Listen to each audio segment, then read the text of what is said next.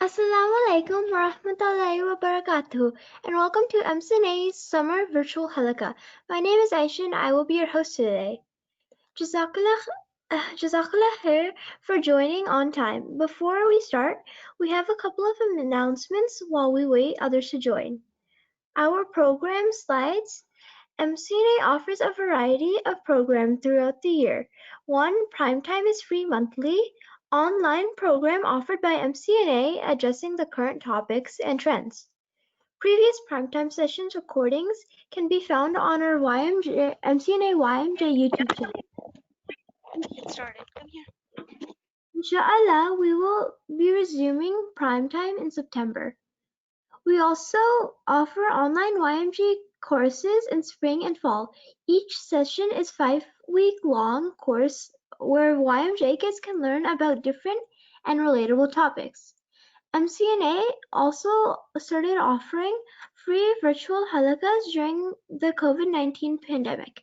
These weekly halaqas provide a way for children to stay connected with Islam. Is interactive sessions emphasize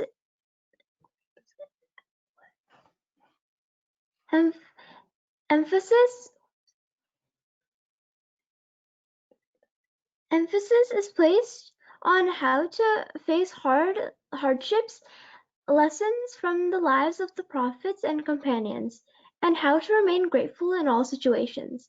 MCNA also offers annual Journey Through the Quran courses during Ramadan. Our local MCNA halakas are offering summer programs. Get in touch with the local MCNA halakas to find out what's being offered in your specific area. We also have children's magazine Companion. Companion is a magazine for kids written by kids all across the US. There are 2 issues per year. If you are interested, feel free to send your poems, essays, or recipes to us. The magazine also offers all sorts of fun competitions where you can participate and win prizes. Our MCNA YMJ YouTube channel is a great resource to watch our great programs. Recordings such as Primetime, Journey Through Quran, Virtual Halakas, and Eid party recordings. We will also be uploading our talent show videos on our channel, so keep an eye out for that. Make sure you like and subscribe our YouTube channel so you can be notified when new videos are uploaded. Last but not least, please like and check out MCNA's Facebook, Instagram pages. We will be posting an Arabic word of the week, so we can all grow our understanding of Quranic Arabic. Memorize Arabic words with meaning and try to find it in the Quran.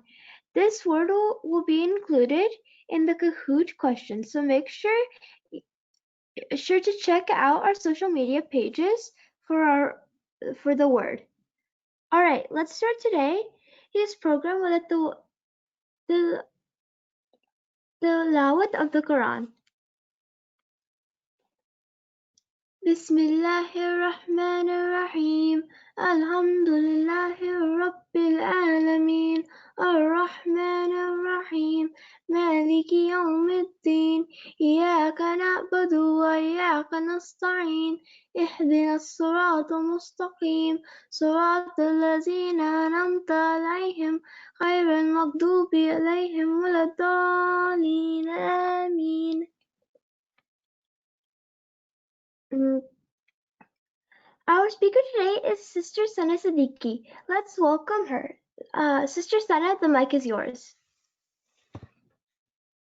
Assalamu alaikum wa rahmatullahi wa barakatuh, everybody. Can you hear me? Type a 1 on your chats if you can hear me well. Awesome. And if somebody says they cannot hear me, you can let them know to try relogging, and inshallah that should work. All right, how is everybody doing today? We have had thunderstorms. We've been having thunderstorms since morning today. How's everybody? Awesome, alhamdulillah. Bored. Okay, let's hope you are not bored for the next hour when we are doing things. Okay. Somebody wrote, "Where is my chat?" This is your chat. I'm very happy to know that everybody is doing very good, alhamdulillah. And how are summers? What special did you do this week, or what are you doing this weekend? I ate ice cream. I was also eating ice cream a few minutes ago. Awesome. Building a tree house, that is exciting. That's very nice. Alhamdulillah. I bake brownies. Wow. So these are pretty interesting things, and I'm very happy, alhamdulillah, that all of you are making good use of your time and enjoying it. Doing crafts, baking, cooking, eating, going outside for walks, riding scooters, bikes. That's amazing, alhamdulillah. So let's start our program. And can somebody quickly write down which sahabas did we do last week? Which were the two sahabas that we that we did last week? Zubair ibn al-Awwam, and Asma bint Abi Bakr. That's awesome. It's okay if somebody missed it. They're always, like our friend stated earlier, we have programs on our YouTube channel. Inshallah, you can hear the recording. That's very good. I'm proud of you guys for remembering it. We're going to start off first with just a minute review on this new Arabic word, and it's going to be there in Kahoot, so pay attention, okay? When we play Kahoot, it's going to be in there. The word today is talhin. It means banana tree. Okay? And it's a word from the Quran. Again, how do you say it? It's called talhin. So that's the Arabic word. Okay? Alright, inshallah, we're going to start with our Sahabi. The first one that we're going to do is Abathur al-Ghafari. Has anybody heard of him yet? If you have, tell me, what do you know about him? What have you heard about, what do you know about Abathur al-Ghafari? I heard he was generous. That's absolutely right. That's very good. Right. So we haven't heard a lot about him, but he was actually a very, very nice Sahabi. Why we haven't heard about him, about this special Sahabi, is because even though he was one of the early converts to Islam, when Prophet Muhammad ﷺ started inviting people to Islam, he was among the first ones. Some say he was a number 5, some say he was number 6 in accepting Islam, but he was among the early ones. But why we haven't heard much about him is because, let me tell you, he died alone. Wow, you have awesome knowledge. Whoever wrote that, that's very good. We're gonna come to that. And I like how you guys are writing in your responses, just like I said last time. You know, I love how I ask questions, and let's keep the conversation going related to our topic, because it doesn't make it boring, right? Where I'm the only person talking. So when I ask something, you guys write in, and that's amazing. Okay. Now, what happened was, when Abathur al-Ghafari, he was actually from a tribe that was known as Al-Ghaffar. And what happened was, his tribe was well known for bad reasons. They were actually known for the bad reasons. Why? Because they were very strong people who were famous for stealing. when when caravans, you know, at that time used to pass, just like we have rest areas now, these travelers had rest stops, and you know, these tribes were, because they were very poor, that tribe was very poor, they were actually very famous for being rude and for stealing and for doing robberies. So he actually belonged to a tribe that wasn't very that did not have a very good name, basically. So and that tribe actually was very rough and tough too. Now, as you can see, because of all the bad things they did too, they were kind of you can say rough people. Okay. So anyway, one thing that about Abathur was, remember guys, how before Islam came in, what did the Quraysh worship?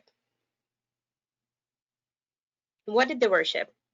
Idols. Exactly. So obviously in his tribe too, they worshipped idols. Good guys. But Abathur was among those people, even though he did not hear about Islam, and Islam, the revelation did not come yet. he was among those people who did not worship the idols either. It did not make sense to him. So alhamdulillah, he had a pretty good common sense, and he did not worship idols. He did not follow them, and he found the whole concept of worshiping stones and bricks is a very different idea. So he never worshipped any idols. Now he heard about a new prophet that came in town, and he was curious to know about him. So what happened was, and he heard that people were very bad to the prophet as well, and because he's preaching about this new religion, people are actually harming him, prosecuting his companions. So he decided that he would actually go to Makkah and find out more about this new religion because he was interested in it. Remember, he wasn't worshiping idols, he needed answers, so he was very interested in it. And he actually went to Makkah, but you know what he thought? He's like, you know what? I'm not going to tell them that I'm actually looking for Prophet Muhammad ﷺ, because people are, prosecuting him. If I tell them that I'm looking for Prophet Muhammad ﷺ, maybe they'll make things difficult for me. Maybe they'll make things difficult for him. So he did not tell anybody, and he went to Makkah. Now, when he went to Makkah, the interesting thing happened because he didn't want to tell anybody that he's looking for Prophet Muhammad ﷺ. Guess what? He tried to look for him alone, and obviously he didn't know. He never saw Prophet Muhammad ﷺ, so he was very lost. And he was so scared because he also belonged from a tribe. Remember, what did the tribe do? What was the tribe famous for? What were his people famous for?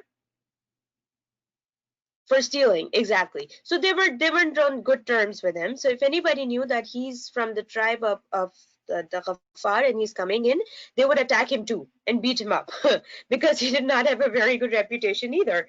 So when he entered into Makkah, he was very secretive, and he hid himself behind the cloth of Kaaba. So he actually hid himself, and what happened was, because he didn't want to get recognized, he actually and nobody knew he was there. It was very hard for him to reach the Prophet Muhammad ﷺ because he was scared too. He hid behind the cloth of Kaaba for 30 days. He did not have anything to eat. The only thing he drank was the Zamzam water. So for 30 days, he hid behind the cloth of Kaaba. Imagine, like a hide and seek. And he stayed there for 30 days. Can you guys believe it? And he didn't have anything to eat. It's kind of funny, yet it's a very scary situation as well, right? And anyway, what happened was he came out eventually, and he comes across the companion of the Prophet, Ali ibn Abi Talib. Okay, he comes up, he meets who? Ali ibn Abi Talib. Alhamdulillah, was Ali, right? Radiallahu ta'ala anhu. So he comes out, he meets him, and he meets him, and he's like, you know what? You come to my house. You're a traveler. He was being nice to Abathur. Ali was being nice to Abathur, and he brings him home and feeds him food. And he's like, why are you here in Makkah? And he does not tell him. He makes up like some other story because he was scared to tell him that I want to meet Prophet Muhammad ﷺ. So he's like, if you promise me that you will help me and not shun me, I will tell you why I'm here, right? And Ali ibn Talib promises him that I'll help you out. I'll try to help you out. Tell me why you're here. And then he says that I'm here because I've heard of a man who's preaching a new religion. I want to hear about it. So what happens? What do you think Ali ibn Abi Talib's reaction is? What's his reaction when he hears it? That he's looking for Prophet Muhammad ﷺ. He's actually happy, exactly. So what he does is he takes him to Prophet Muhammad ﷺ, and the Abu Dhar meets him. He hears about the message, and he accepts Islam. Okay, so he's one of the people who actually accepted Islam. Now, Abu Dhar, this is what shows, guys, 30 days he hid behind the cloth of Kaaba. He did not eat, and he was only having Zamzam. This is how strong he was as a person in character, in controlling his nafs and all those. He was kind of a rough and tough guy too. That shows, right? He was strong. He was a strong guy. Anyway, Prophet Muhammad ﷺ tells him that, look, things are bad right now in Makkah. So I want you to actually go, otherwise you'll be prosecuted. I want you to go back, to your town and not stay here right now because things are really bad here in Makkah and they're going to hurt you and they're not going to let you stay here even. But you know, he was tough. So Abu Dhar, he actually left. He listened to Prophet Muhammad sallallahu alaihi wasallam. You know, he's like, okay, he obeyed him. He was leaving Makkah, and obviously people saw him that, oh, this is the guy from the tribe of Al Ghaffar, and they start hitting him and, you know, beating him, and this is how he actually left Makkah.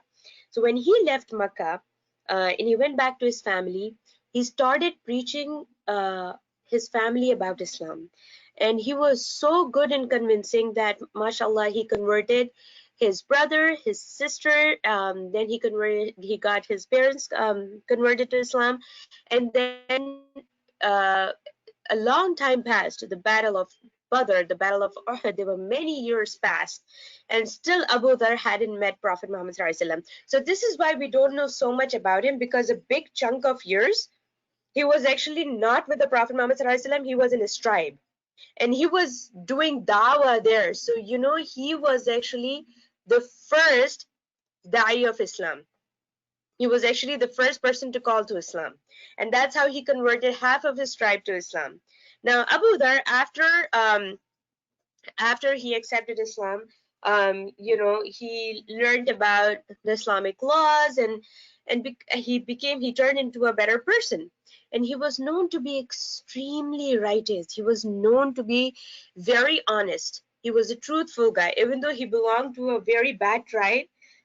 So just like, you know, how prophets are sent to people who are doing bad things as a reminder, Abu Dhar was actually a reminder to his tribe, and mashallah, he converted most of his people, and he changed his ways. So of course, you know, he's not robbing anymore. He's not a bad guy. He was extremely faithful.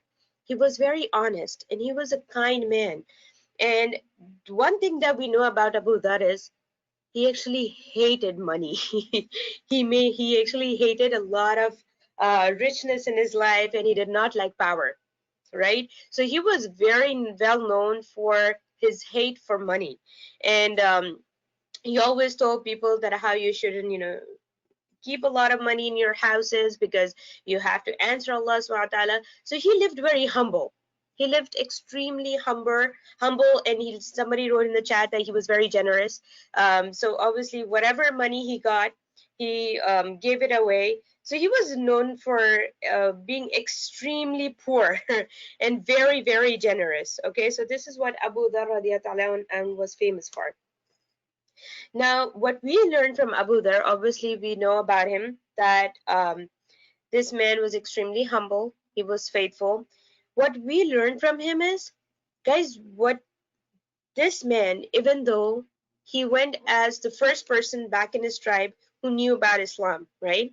And imagine he's going back to a tribe who's well known for their bad traits, like stealing and you know, being rude. So we know that this was a bad tribe.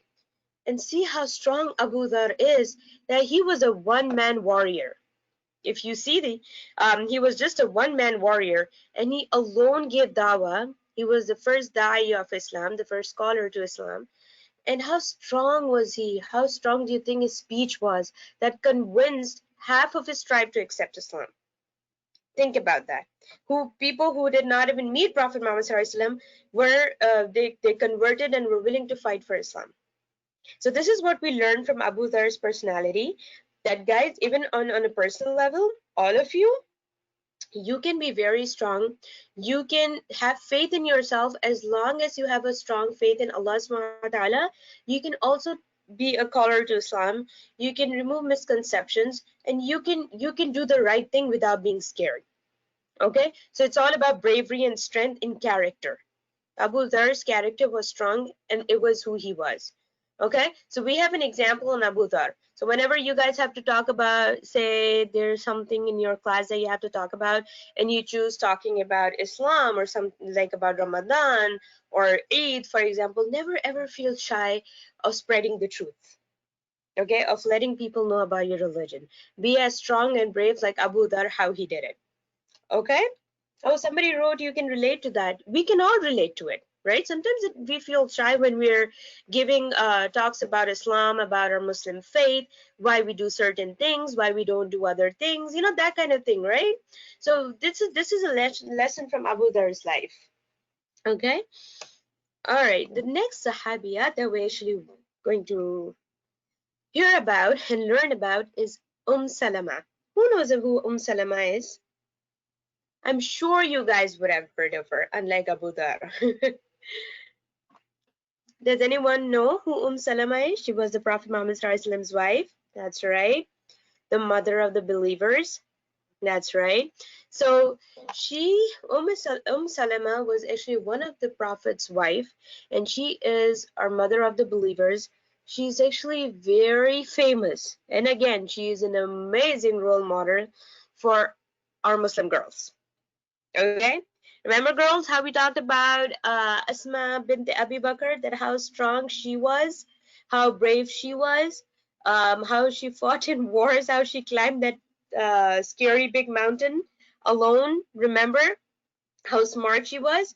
We have another Sahabiya to look upon on, and she's amazing. She's the woman of two belts.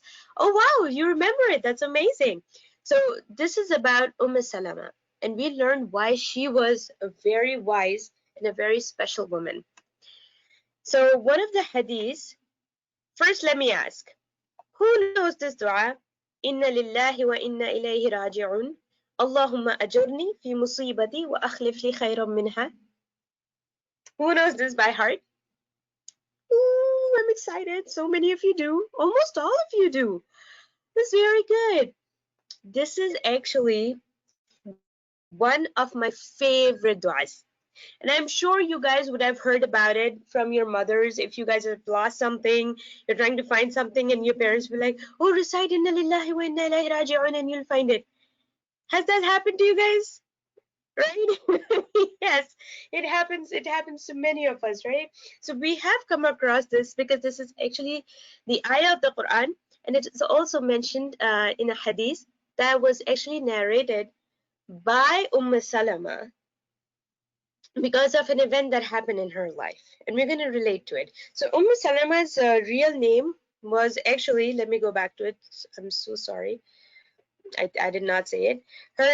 Her real name was Hind bint Abi Umayyah. Okay, so her real name was Hind, and she was known as Salama is because of because her son's name was Salama. Okay, now what happens is that Salama was actually married to Abu Salama. Right, she was married to Abu Salama before, and he was a very nice husband to her. Okay, we're going to come back to this dua, and I'm telling you how this dua came into existence. Okay, and why this is a very special dua. Just let me tell you, if you guys can find a printout of this, and it's in a very nice dua book called Fortress of the Muslim. I want you guys to memorize it if you don't know it. This is the most beautiful dua. It is one of my personal favorites. So I want you guys to memorize it, okay? During your summer holidays, you can do that. So what happens is Salama was actually married to Abu Salama, and he was a very, very nice husband to her. He was very kind. He was known as the most loving husband because he took very good care of her. And he actually passes away. So when he passed away, she was very sad. And actually, while he was alive, he once came to Salama happily, and he said, oh, I just heard from Prophet Muhammad that whenever there's a problem, whenever there's a calamity that happens in your life, Prophet Muhammad said that you can recite this dua, Inna lillahi wa inna ilayhi raji'un. Allahumma ajurni fi musibati wa akhlif li khayran minha. Okay, so when you recite this dua, Allah will give you with something better than what you have lost, right? So he told her about this. So when he passed away, Salama remembered this dua, and she kept reciting it. And while she's reciting it, she's also thinking, how can I have a better husband? Who will be a better husband than my husband Abu Salama? Because he was so nice to me, and he spoiled me, he pampered me, he loved me, he took care of me. So who's going to be a better husband than Abu Salama, because he was so nice to her? And guess what happened? Because she was also known to be very pious and strong lady, obviously, because she and Abu Salama were famous for their faith and niceness and generosity and a polite nature, that many Sahabas, many important Sahabas wanted to marry her, right? So what happened was that Abu Bakr radiallahu ta'ala anhu, he proposed to her. Umar radiallahu ta'ala anhu proposed to her. So the big cream of Sahabas, the top Sahabas proposed to her to marry her, but she rejected them all. Because in her head, she had a very high status of Abu Salama. And she, obviously she's thinking nobody could be better than him, right? Guess what happens? And this is the power of this dua. Prophet Muhammad ﷺ sends her the wedding invitation. He sends her the proposal for the marriage. He says, I would like to marry you. And can there be any man more perfect than Prophet Muhammad ﷺ? Is there any man on this earth who's better than Prophet Muhammad ﷺ? As a father, as a husband, as a friend, as a brother, as a son? No, of course not. So this is what happened. And Prophet Muhammad ﷺ proposed to her. And at that time, Salama was a very old woman. She was not very young, but she was not very old, but an old woman. And she accepts his marriage proposal. And of course, she gets a better husband. Now, the lesson that we learn here, guys, is about this dua. I want you guys to memorize it. And it's not only when you lose something around the house or in school and you just recite it there. I want you guys to learn this dua that every time there's a sadness, anytime something bad happens, it could be as tiny as, for example, somebody's bike breaking down, or your PlayStation stopped working, or something very little, your watch breaks, anything little. Anything bad that happens, whether it's very little or very big, the very first thing that you should say instead of, oh no, oh my God, why did this happen to me? Oh my God, I loved it. All those expressions that come out when something bad happens, the very first reaction should not be, should not be, oh my God. It should be, inna lillahi wa inna ilayhi raji'un. Allahumma ajirni fi musibati wa akhlif li khayran minha. Because this dua, what does this mean? To Allah we belong, and unto Him is our return. Oh Allah, recompense me, meaning give me for my affliction and replace it for me with something better. So whatever you have lost, you guys believe me, I have iman on this dua because I have experienced it in my life. I've experienced it in my life. And I'm telling you guys, you will be returned with something better, inshallah. Just like Salama got Prophet Muhammad ﷺ. You guys can get something better too. Okay, so this is a very famous dua that's associated with her, and I want you guys to learn it. Okay, you guys gonna do that? Promise? I hope you guys do that. Okay. Now, Salama was actually very well known for her wisdom. She was very wise. Like I said, she was strong. And I want, again, the Muslim girls, our girls, again, just you are wearing hijab. You are actually well known for showing the world that we are Muslims because of your hijab. We have a special identity, right? We represent Islam. That is apparent than men because of her hijab, right? Because of how we present ourselves outside in the public. Now, she's an example for us women, especially for us girls. Okay, and all these Sahabiyat, they're all a big you can say an example, a role model for us because they teach us so many things, guys. And even the boys who are listening, don't feel left out just because I'm saying that.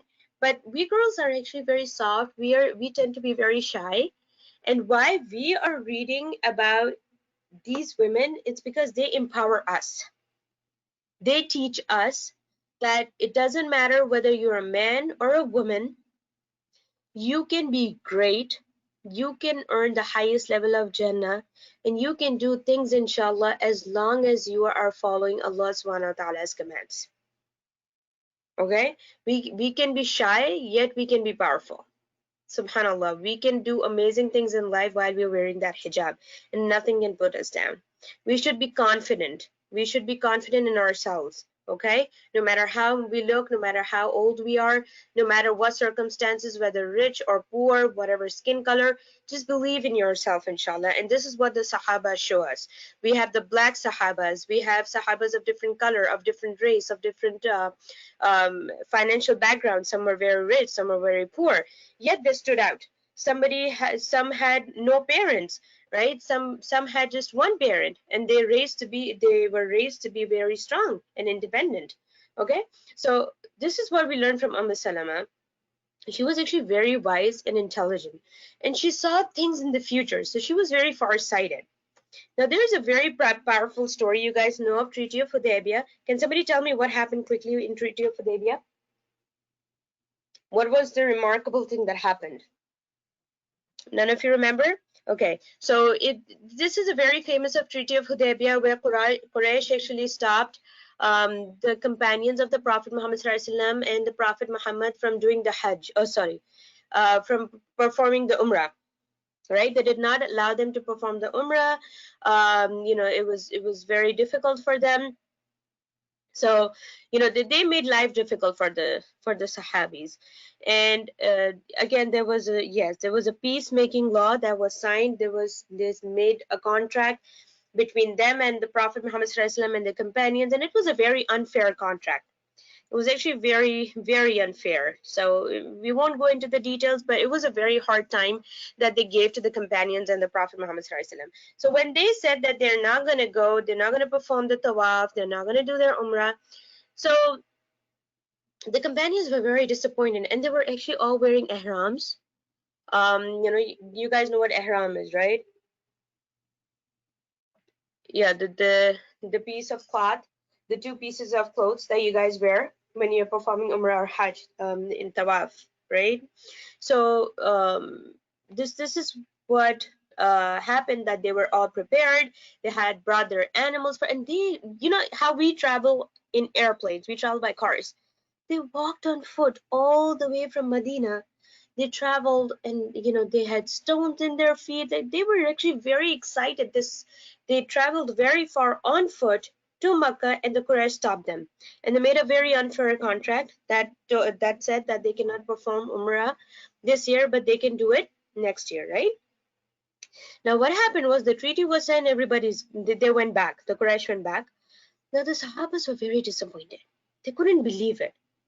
They thought it was so unfair because they were so excited. They were in ihrams, and Prophet Muhammad ﷺ told them that they'll have to remove their ihrams, change into their clothes, shave their heads off, because they are gonna go back and they're not gonna do Umrah. So these people who were they obviously migrated to Medina. They had left Makkah. They were excited to go back to their homes, to their home city that they really missed, and all that, and they were excited to perform the Hajj, to visit the Kaaba, and suddenly they were told not to do so. And they were so much under the shock, they were so sad, and they just froze basically under the shock, and they weren't doing anything. So Salama radiallahu ta'ala, what she did was she advised the Prophet Muhammad ﷺ. This is one of the most wisest advice that is known in history, and this is a lesson that we learn from. She told the Prophet Muhammad ﷺ, why don't you shave your head first? Why don't you remove your ihram and change into your normal clothes? So that when you do it, all the Sahabas will follow you and they will do it then. So why don't you set an example? And that's what happened. Prophet Muhammad ﷺ did exactly that, and the Sahabas followed pursuit. They changed their ihrams, they shaved their heads, even though they were very upset. But this was an example, a practical example that Salama advised to Prophet Muhammad ﷺ. And this is where we say that our women, us girls, we can say out our opinions. We can give advices. Nothing makes our advice, nothing makes our wisdom any lower than of any other man. You understand? So if you're in your family, if your brother is saying something, you also have a right to give your opinion, and inshallah your parents will listen. Okay, so you are no less. As girls are no less, and we have to think this is one of the examples that we learned, that we have to be a practical example whenever we are doing something good and we want others to follow, right? If we want people to see that Islam is a good religion, that that our Prophet Muhammad ﷺ was an exemplary man, he was so special, we actually have to be practical about it, right? We have to act like the Sahabas. We have to act like Prophet Muhammad ﷺ. We have to walk the talk of Islam. Okay? So we have to do it in order for people to accept Islam, to learn that Islam is actually a very beautiful religion. Okay, so this is one of the examples, this is one of the wisdom that we learned from Salama, that you have to set a practical example for good in order for people to follow. Okay, so she was actually a very strong woman. She empowered women. She asked very deep questions, and this is where we learn that you can ask questions. You can, if you have questions about Islam, about anything that is apart from religion, ask questions. There's nothing to be ashamed of. If you don't ask questions, you won't learn new things. Okay, so, and you're not dumb, you are not silly, you are basically, you are a wise person and a smart person to ask questions. So once what happened, there's an interesting story, that Allah subhanahu wa ta'ala actually sent in the Quran that he will reward um, the men who have migrated from Mecca, who left their homes because of Islam and moved to Medina, and they sacrificed so much, right? Now, Salama actually came to Prophet Muhammad ﷺ, and this has happened on various occasions, and she was a little concerned. So she told the Prophet Muhammad ﷺ, why did Allah SWT say only men will be rewarded for this sacrifice? Why aren't women going to be rewarded? Because we women also sacrifice, but Allah SWT only mentioned the men. And guess what happens? This is a very famous verse in Surah Al-Imran. Allah SWT sends an ayah in the Quran answering her question. And this is one of the ayahs as an example where Allah SWT directly answers Salama's question, where there's an ayah with that says, never will I allow to be lost the work of any worker among you, whether male or female. See, Allah SWT answers her question. So when Allah SWT answers her question, she says, okay, that's fine. She's satisfied. When she asked questions, she was the woman who actually asked questions, and her questions were answered by Allah SWT directly in the Quran.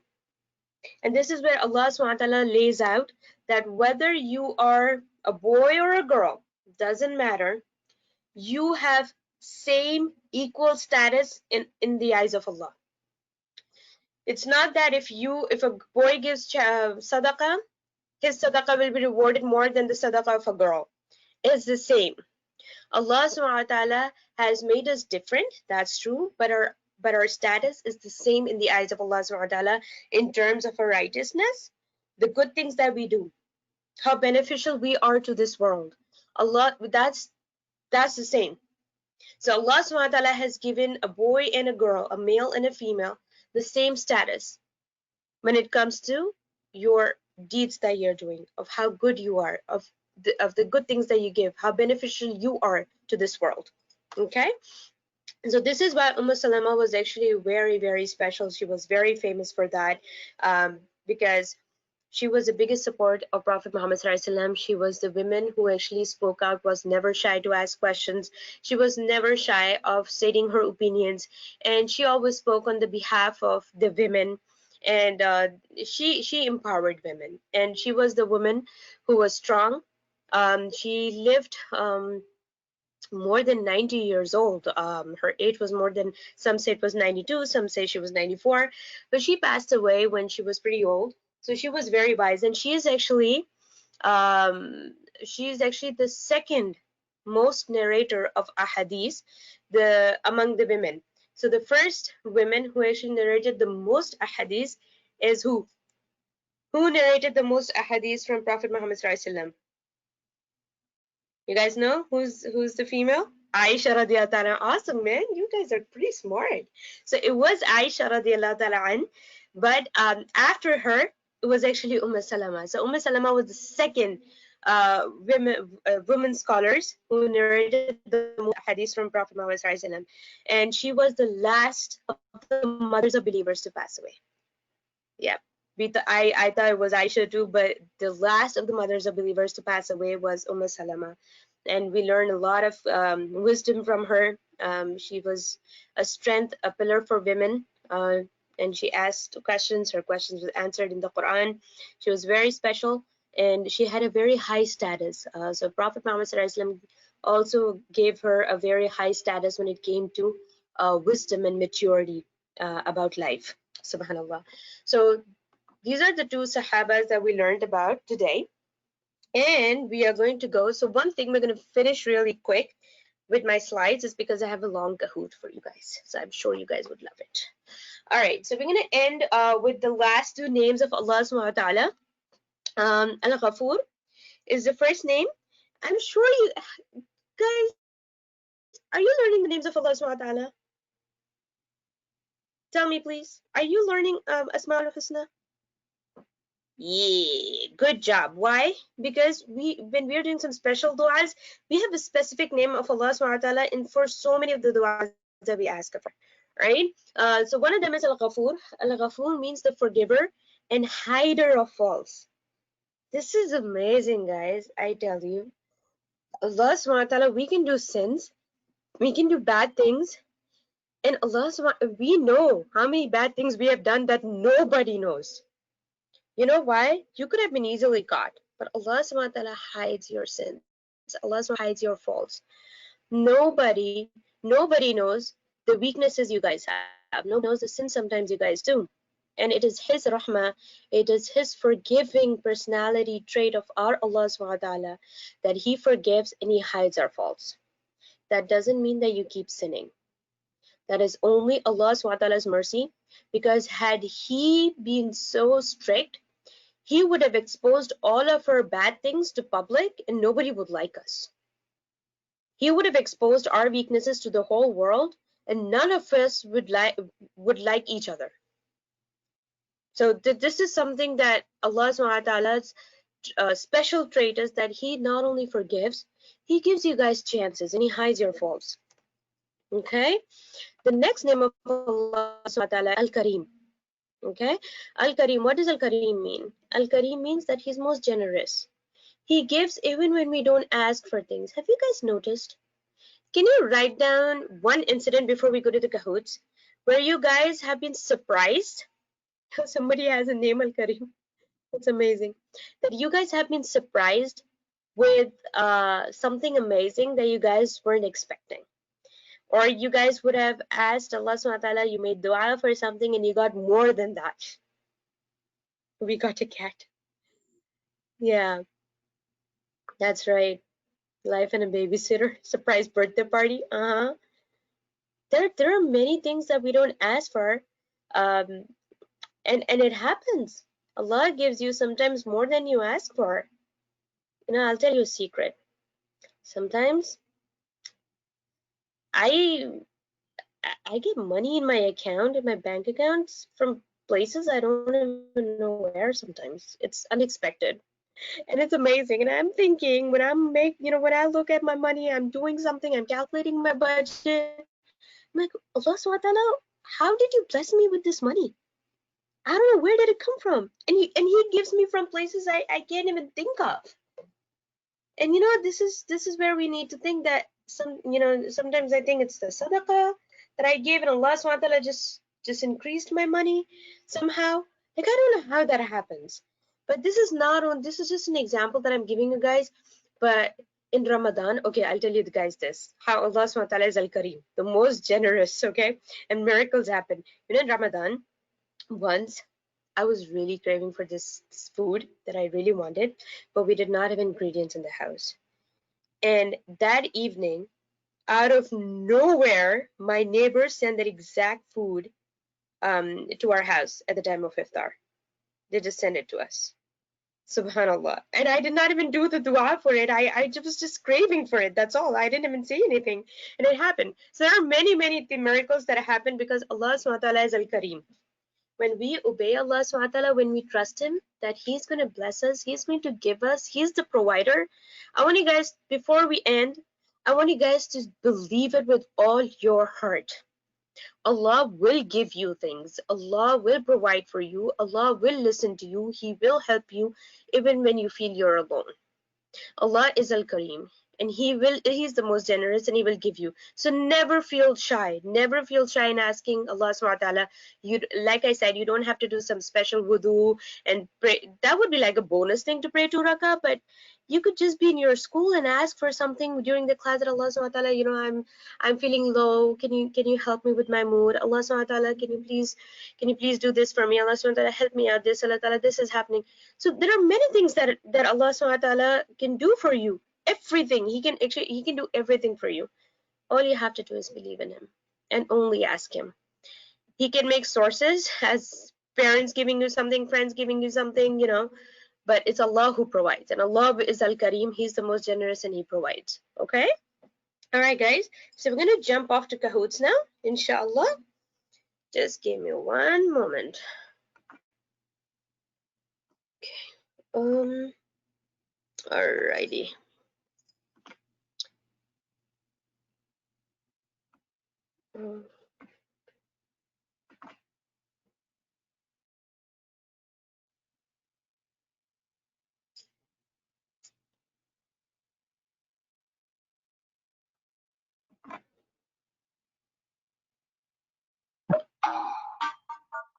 Alright. Okay. Somebody asked the dua. Okay, so let me say the game pin first. It's 955-2077. 955-2077. Okay, while we are waiting to join in, I want you guys, I have a special request. If you guys can do that for me, okay? Please do dua for me. I'm actually sick. I have a really bad toothache, and my right gums are very swollen. So even though I'm sounding normal to you guys, if you guys saw my face, it would look like as if a bee has stung my right side, and it's actually very swollen. So can you guys please do dua for me that I get better and Allah subhanahu wa ta'ala removes all my health problems? If you can do that, I would really appreciate it. Please do dua for me, boys and girls. Oh, I know toothaches are so bad. I've never had to. Have you guys used miswak? Tell me about it. Do you guys know about miswak? Have you guys used it? That is the prof toothbrush, right? So miswak is actually sunnah. And I'll tell you something. So when I was 13, 14 years old, I actually heard a lecture on miswak, that how it is sunnah and how Prophet Muhammad did it before every salah. And then I heard that how people, oh, thank you. Somebody wrote about lidocaine. Well, thank you so much for your advice. So somebody actually told me that ever since they started using miswak, all their dental issues went away, and they don't have any problems, and it removes bad breath and toothaches and all those kind of things. So I actually started using it when I was 14 years old. Sometimes I use it with a toothpaste, but usually I'm fine with it just using it like that. And guys, you believe me, ever since I started using miswak since 14 years of age, I stopped having bad breath. I really did not have any issues with my teeth. There are no problems at all. Very good. So I want you guys, use your toothbrush, but get a miswak and at least use it like once or twice a day. Okay, make it a habit, because miswak actually has antibacterial properties inside. It's a very natural remedy.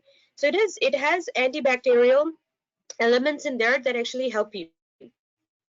Okay, so you can buy miswak online on Amazon. You can do that, and you can even get it in one of our Muslim stores. I'm sure there is there. So you guys can get it, but miswak is amazing. And again, the biggest benefit is that you get one more point for Jannah. It's a sunnah, so you get the reward of sunnah as well. So miswak is actually very amazing. So right now, I don't know what happened. I think it's one of my baby tooth that hasn't fallen yet. Guess what? I'm so old, and still baby tooth hasn't fallen, and I think it's chipped, and that's what caused the problem. So that's my first tooth problem since teenage. Can you guys believe it? So this is why miswak is amazing. All right, so you guys can use miswak, inshallah. You get the reward of sunnah, and I want you guys to dua for me, please. Use warm water and salt. Oh, thank you. Jazakallah khair. I'll work on it. I really appreciate all your advice. Watch Urtugral. I've heard about Urtugral. Urtugral is so amazing, man. I've heard about it. I still have to watch it. Okay, inshallah. All right, so we have just 1 minute, and somebody actually asked for dua. Inshallah, I'm sure that MCNA will also post it. But the dua, you can search it. It's in the Quran also. It's in the book. If you guys have smartphones, you can download the app, Fortress of the Muslim. Let me tell you what dua is it. Sorry, the dua app, because I have it on my phone. Yeah, it's called My Dua. Um, yeah, it's called My Dua. Okay, it's by Ehsan Fusion. So you guys can download that app. It's for, and if you don't have it, the book is called Hisn al-Muslim. In Arabic, it's called Fortress of the Muslim. It has all the du'as, inshallah, and it's amazing. It is under when a calamity happens, when some a disaster happens, anything bad that happens. The dua is Inna lillahi wa inna ilayhi raji'un. Allahumma ajirni fi musibati wa akhlif li khayran minha. Okay, so that is the dua. Inshallah, learn it. You guys can write it with your hands. If you Google search it, stick it on your walls, do something, write it down anywhere, and recite it every day. Inshallah, you'll memorize it. Okay, so somebody wrote their grandpa passed away. Inna lillahi wa inna ilaihi raji'un. Allah subhanahu wa ta'ala grant him highest level of Jannah. All right, so we're gonna wait a minute more. Until then, I want you guys to tell me what how are you guys liking this Sahaba series? What do you think we should do to make it better? What do you guys think? Give us ideas. Maybe there's something missing. Maybe there's something boring that you guys want us to improve on. Tell us. I know you guys love it. That's very nice of you guys, but you should tell us what we should do better. What we can do to make it more interesting and more fun for you guys. Okay. All right. Let's start with our Kahoot. Okay. Just give me 1 moment. And again, please no spamming because last time our computers froze, okay? So nobody's gonna spam. All right, Bismillah, let's start.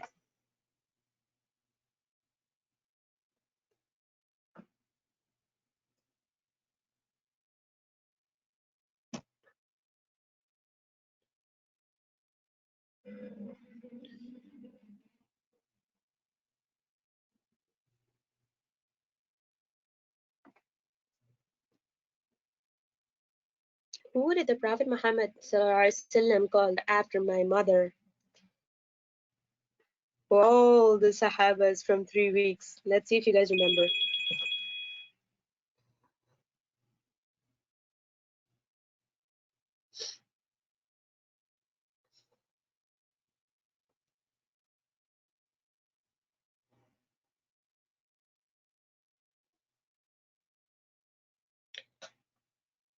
Awesome. So we have somebody called BB, Samira, and Iza Mutasim as the first three people. Very good.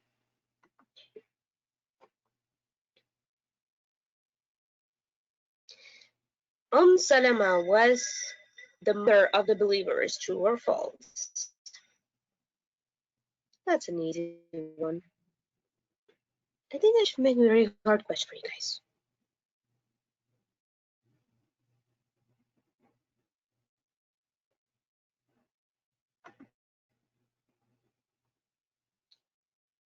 Okay, Iza and Mutasim Ghuraba. Oh, I love that name. That's awesome.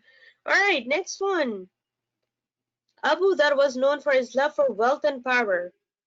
Is that true?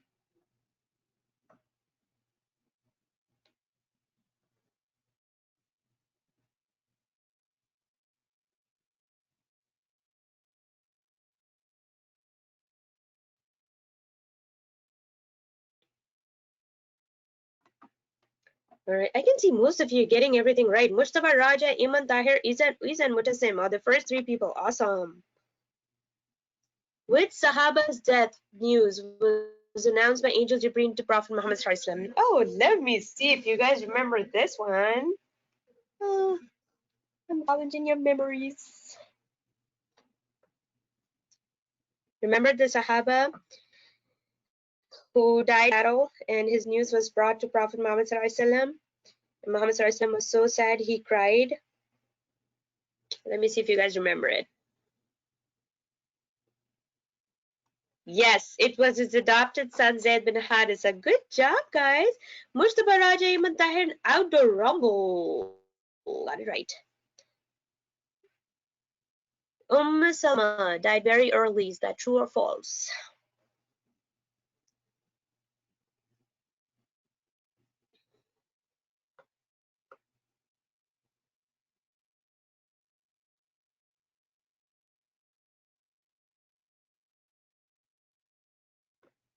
Very good. Almost all of you got that right.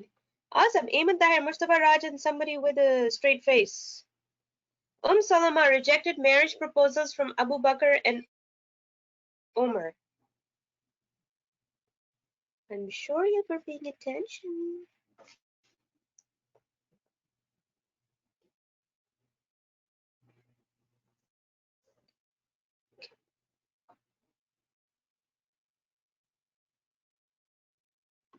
Awesome, guys. That's amazing.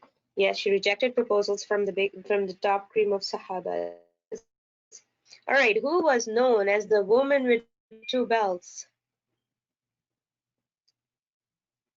You guys are so smart. You answered this while we were doing our class. I'm sure you know the answer.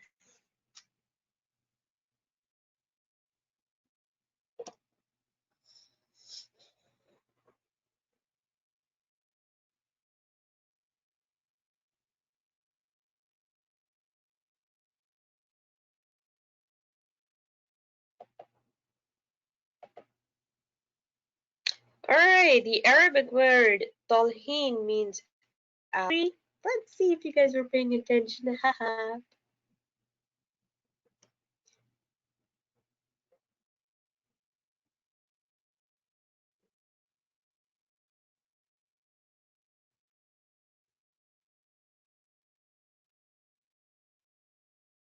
Awesome, you guys were paying attention. Which Sahaba was known for his hate for oh, did I repeat this question again? Oh, I'm so sorry.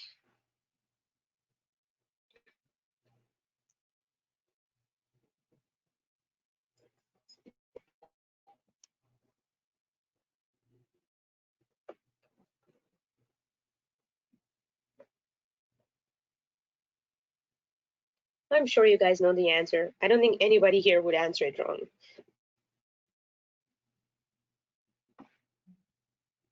That's right.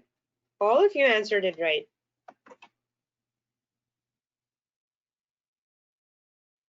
Arabic word talhin means banana tree. So it was an apple tree. Is it the banana tree?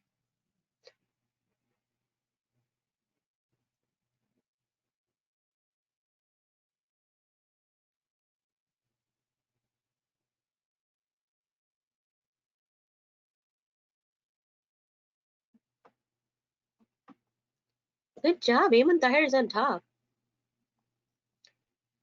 So what is true about the Sahabas of the Prophet Muhammad ﷺ?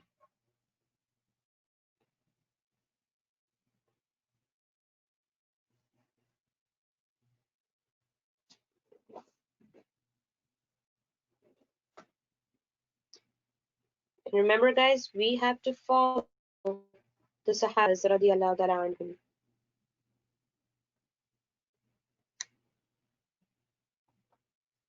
Very good. Ayman Tahir, you are rolling. Allah's name Al-Ghafur means the provider of wealth.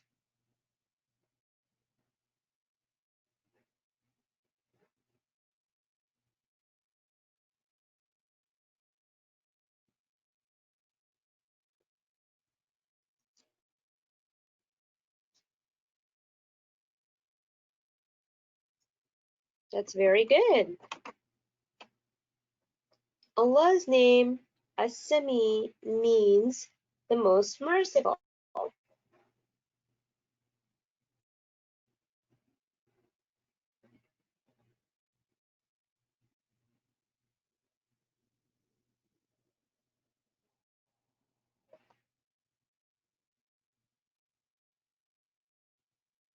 Good job.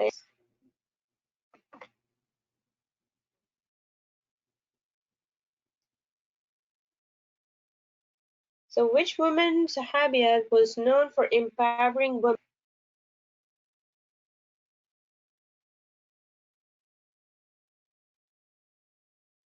To be honest, I think all of these women empowers me. They're such beautiful and strong and brave women. I learn a lot from them. I want to be like them. That's right, guys. Oh, outdoor rumble, Maryam Muin. Ottoman Muslim.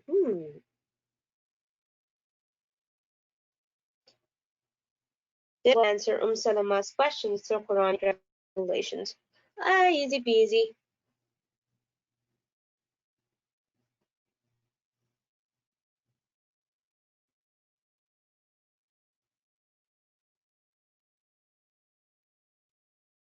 Yep, all of you got that one right. It's very easy.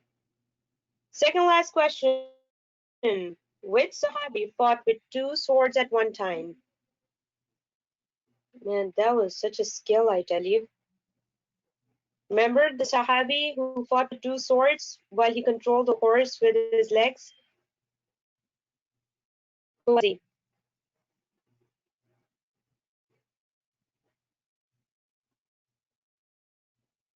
That's right, guys. It was Zubair ibn al-Awwam.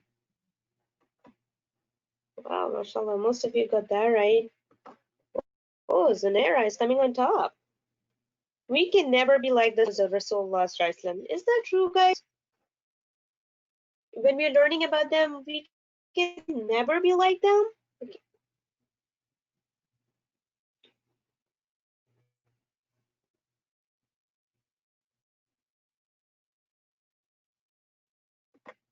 That's exactly false. We can try to be like them, inshallah. We have to try hard to be like them. All right, number 3 is Zanera. Number 2 is Outdoor Rumble. And on top, we have somebody with a straight face. That's mashallah, tabarakallah. That's amazing. Um, all of you did amazing. Even if you guys are not, let me tell you, you guys did amazing, and I'm proud of all of you. MashaAllah, tabarakallah fi, for doing such an awesome job, for listening, for being here. So remember your dua, enjoy your summer, and please do dua for me as well. Inshallah, may Allah subhanahu wa ta'ala keep all of you happy, take all your problems away, give you so much happiness and success, and may we all become like the Sahabas of Rasulullah sallallahu alaihi wasallam. Alright, Assalamu alaikum. Rabbi shrah li sadri wa yassir li amri wahlul 'uqdatam min lisani yafqahu qawli. Allahumma inni nas'aluka ilman nafi'a wa rizqan tayyiban wa 'amalan mutaqabbala. Assalamu alaikum.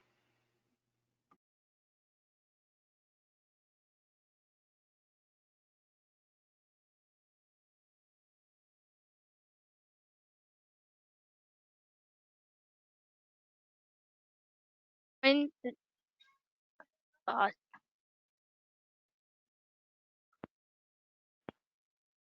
make sure to please join next session the same day, same time, inshallah. I'll conclude the session with Surah Asr.